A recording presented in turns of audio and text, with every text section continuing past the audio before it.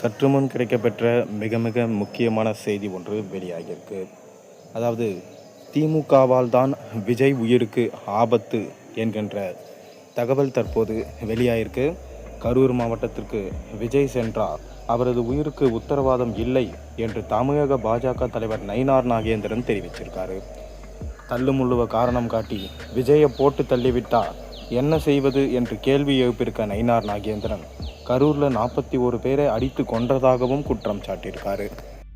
கரூரில் தாவேகா தலைவர் விஜய் மேற்கொண்ட பிரச்சாரத்தின் போது ஏற்பட்ட நெரிசலில் சிக்கி 41 பேர் உயிரிழந்தாங்க.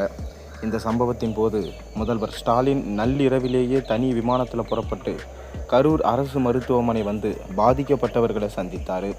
அடுத்த நாள் காலையில் எதிர்க்கட்சி தலைவர் எடப்பாடி பழனிசாமி கரூர் அரசு மருத்துவமனைக்கு வந்தார்.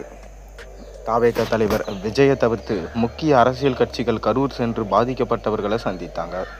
இதனிடையே கரூர் செல்வதற்காக விஜய் காவல்துறையினரிடம் அனுமதி கோரி இருக்காரு.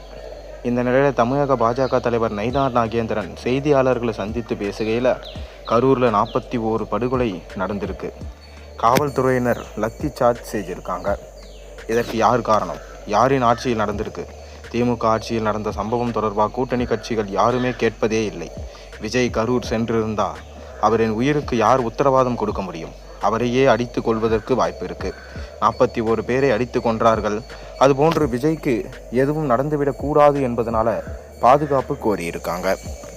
விஜய் கரூர் சென்றபோது தள்ளுமுள்ளு ஏற்பட்டது.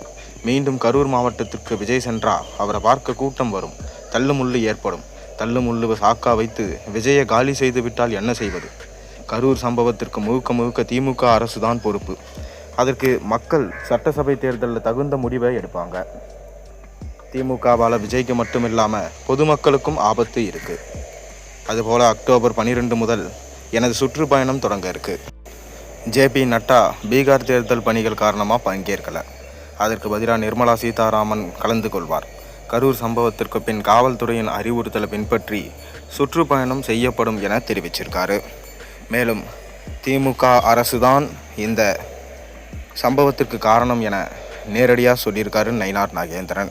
இதை நீங்கள் எப்படி பார்க்குறீங்க? உங்கள் கருத்து என்னன்றதை மறக்காமல் கீழே கமெண்ட்டில் சொல்லுங்கள்.